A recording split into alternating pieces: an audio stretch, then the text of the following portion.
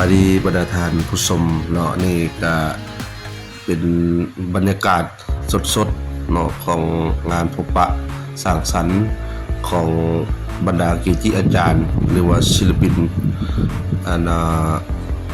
ยุคผู้ดอยเนาะเทคผู้ดอย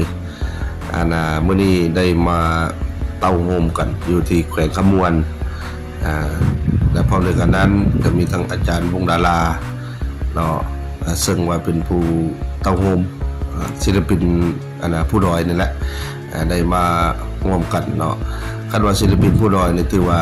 ปัจจุบันนี้ก็ได้อยู่แต่ละแขวงสิเป็นนครหลวงเวียงจันทร์สิเป็นจำปาสักเนาะหลายแขวงมื้อนี้ได้มาเต้าโฮมกันอยู่ที่แขวงขมวนศิลปินเกจิอาจารย์ที่มีสีมือ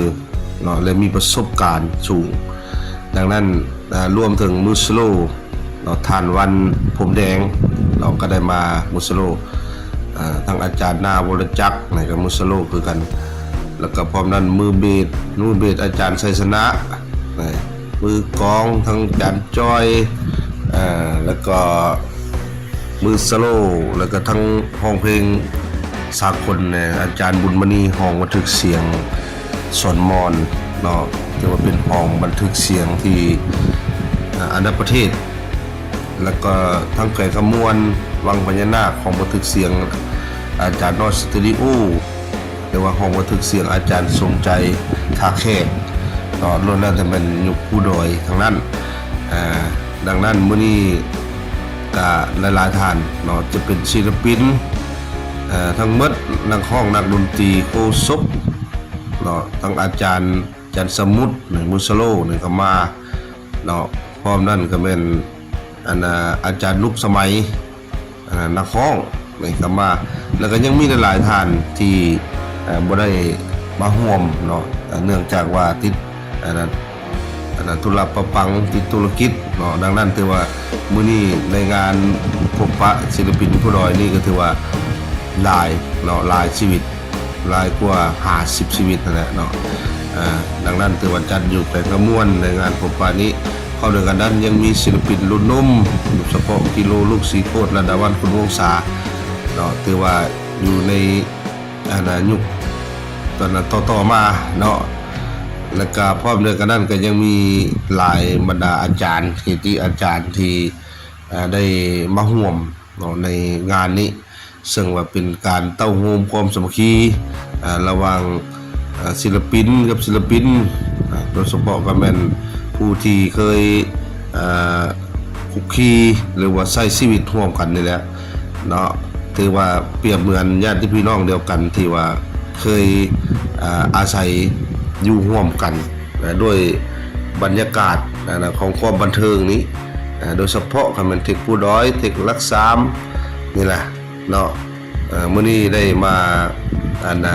สามัคคีกันม่วนซื่นกันโดยเฉพาะคำเป็นงานเลี้ยงน้อยๆนึงที่ว่าจากแต่จริงของบรรดาศิลปินโดยเฉพาะก็เป็นการเต้าโฮมของอาจารย์น้อยสตูดิโออาจารย์สมหมายสยวงศ์แล้วก็อาจารย์วงดาราเนาะซึ่งว่าอยู่ในยุคผู้ดอยเนาะยุคเทคผู้ดอยดังนั้นถือว่ามฮอดปัจจุบันนี้ถึงว่า30กว่าปีแล้วก็ตามแต่ว่าบรรดาอาจารย์เหล่านี้เกจิอาจารย์เหล่านี้ก็ยังสุขภาพแข็งแรงเนาะแล้วก็ยังสามารถรับใช้สังคมทางด้านความบันเทิงคือเก่าเนาะดังนั้นภาคส่วนต่าง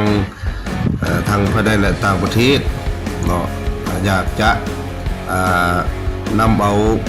บรรดาอาจารย์เกจิอาจารย์ศิลปินดังกล่าวนี้ไปรับใช้งานสังคมก็สามารถ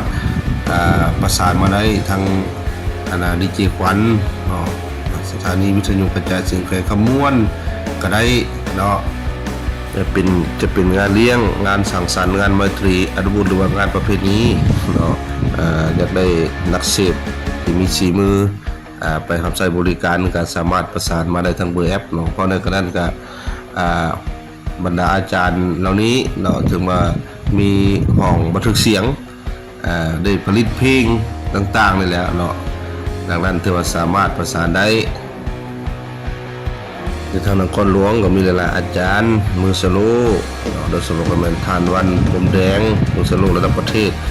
อาจารย์แก้วลูซี่บ่ต่างๆเนาะยังมีหลายอาจารย์ที่บ่ได้มาก็มี